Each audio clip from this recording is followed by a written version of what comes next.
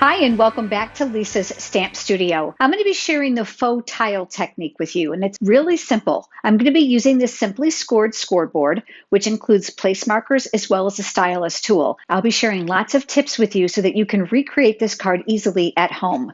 Here's a quick look at the card we're going to be creating together today, and I'm also going to provide some tips on the best stamps to use for this technique. You'll be able to find the pictures, cutting dimensions, and the supplies I've used for today's card down in the video description below. And while you're here, I'd love to encourage you to subscribe to my channel. Click the bell icon that's right next to it so you'll receive notifications when I'm live right here on YouTube, as well as when I share a new video. Let's head over to the stamp table and let's get started on today's card. This is the Simply Scored scoreboard. It includes 3 place markers, one of which I'm using here. And it also includes a dual-ended stylus tool. So one side is a little smaller than the other. I prefer to use the small tip when I'm using cardstock and the larger tip when I'm using designer series paper. This technique can be created on any size cardstock. Today I'm using a piece that's 3.5 by 3.5 inches, and this is Whisper White cardstock. This cardstock has a wonderful ultra smooth finish on it. However, if you're using a different paper, I want to start off by giving you the first tip. Take a piece of wax paper and lightly rub it over the top of the cardstock. That's going to allow the stylus tool to travel a lot easier down the scoring grooves of the platform. Now with this cardstock, I don't have to do that because I find that it works very, very well. And for this technique, I am going to actually use the larger tip, which I would typically reserve for designer series paper. But I want a deeper groove for the faux tile technique on today's card. I've marked the center point of my board just so that I can see where I'm going. And what I like to do, since I know I'm going to be scoring all the way down, is I like to take my stylus tool right inside that track, and I like to drag it to where it's going to need to be aligned. So I've got the first tip of the diagonal cardstock here, and the second tip ending up here so that I know that I'm well aligned. Once I'm happy with the placement, I'm going to station my hand here to hold it in place, and I'll take that tip and I'm going to drag it right down the center of the scoreboard, which is going to allow me to have my first score line. Now you can make these dimensions any size that you want, but for today, I'm going to do 1/2 inch increments. So I'm going to come over here to the 1/2 inch mark. I'm going to start right down in the track, and then I'm going to pull. You're going to notice too that I've moved my finger up to the top, because as you crease the paper, sometimes it wants to lift on the edge, and that just assures me that I'm going to keep a nice flat edge there so that my stylus tool can travel safely.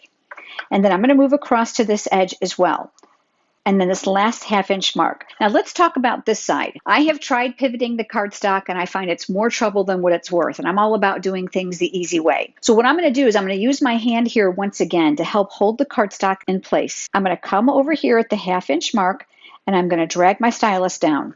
You want to take your time. I found that when I was rushing, I made lots more mistakes. As we move closer to the end, there's less paper to hold, but because of the size that I'm using, you won't have any trouble in getting that last little bit scored. Now, once you have your vertical direction score lines, you're going to pivot this, and now what we're going to do is the exact same thing. I'm going to take my stylus tool here, identify my track, line up the top at the 6 inch mark, and this here at the bottom where the track will end. Once I'm satisfied with the placement, we'll go ahead and repeat that exact same process on this side. When you flip it over, you're going to be able to see that it's created a tile type look. But this is the side that's raised, but this is the side we're actually going to use. Now let me give you some tips about stamping your image. I'm going to protect my work surface for this next step simply because I know that I'm going to be stamping off the perimeters of my cardstock. With the score lines indented, which means the raised side is on the back, I'm going to hold it so that it creates a perfect square. I only held it on the diagonal for scoring purposes. I'm going to be using this lovely fern image, and this is from a stamp set called Daisy Lane. Love the stamp set because the images are both fun and filigreed, and there's some great greetings inside of here. One of the tips I want to give you about a stamp is make sure that you've got a stamp that's not entirely solid and not entirely open, which is one reason why this image works so perfectly. It has lots of detailed area as well as some open areas. I find that these types of stamps work best for the faux tile technique. I'm going to be using Old Olive ink for my fern, and I'm going to ink that image up. Now we're going to create what I call kind of collage stamping, which means we're not going to be very particular. You don't want to press too hard because what you don't want is you don't want the ink to go down inside those groove lines. You want to make sure that the ink remains above it so you get that faux tile look. Now I'm going to go ahead and I'm going to turn this, and I'm going to continue to stamp to create what looks more like a wallpaper type background. You'll notice too that I'm moving the paper and not moving my hand. That's going to ensure that I'm going to have a nice steady grip on the stamp. I'm also varying the pattern. Now, once I'm finished with it, my next step is going to be to add some color around the outside edges. And I'm going to be using a wedge of a Stampin' sponge. Now, I love this because I have an area to hold on to it. It's going to keep my fingers clean. I'm actually going to dip this inside the ink pad, and I am going to tap some of that ink off. Although I want ink on there, I don't want it too dark so I can control the coverage. And I'm going to sponge the edges. And you're going to notice that I'm tipping the sponge slightly forward. This is going to allow me to get some color on the front without making it too dark. I'll do the exact same thing again, and I'll repeat this around all 4 sides. My next step is to add this to a layer of Whisper White cardstock. Now that I've created this beautiful green pattern on it, this white layer is going to be very predominant and help accentuate the daisies that I'm going to add here. Now you can use dimensionals if you'd like, but today I'm going to use adhesive, so I'm going to flip this over. You want to be very careful that you do not drag your adhesive too hard across the back side. If you prefer liquid glue, that's going to work very, very well. This then is going to get positioned right here, leaving a border of that cardstock all the way around. My card base is 5.5 by 8.5. I did score it in half right before you joined me. I'd like to use my bone folder for those nice crisp edges. And before I add that panel, I'm going to add my greeting. I'm going to be using a slightly darker shade of green. This is called Mossy Meadow for the greeting on this card, so that it's going to show up nicely. It's also not going to compete with the rest of the greens on this card. From that same stamp set, I've pulled out the word smile. We'll go ahead and ink that up, and we'll stamp that down here in the lower left corner. The layer that we previously created, we're going to go ahead and add adhesive to the back side of this as well. This will get mounted near the very top of the card base, leaving the bottom portion of this free to add our embellishment and to expose our greeting. I'll be using the medium daisy punch and some scrap Whisper White cardstock. And I'm going to punch 2 of these because I want my daisies nice and full. I have my 2 daisies here, and I'm going to connect these to create a fuller daisy. So I'm going to peel back one of my glue dots, and I'm going to position that right here in the center solid area of that punched image.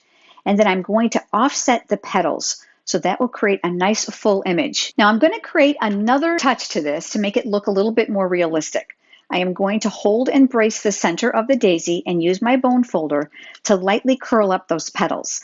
Now, this might not be something that you're really keen about doing on a card because obviously we're going to be putting it in the envelope, and if you're going to mail it, this will flatten out some. However, this technique is great for 3D projects, and I did want to share that with you. Now, before you joined me, I made 2 others just like it, so they're all identical. And now what I'm going to do is add them to my card base. I'm going to flip those over, and I've got my dimensionals. I'm going to use one on the back side of each of those daisies right in the center. My Take Your Pick tool is one of my favorite accessories, not only because of the putty tip, which helps me to pick up sequins, small pieces of paper, but I love the interchangeable tip here, and I've added the paper piercing tool attachment.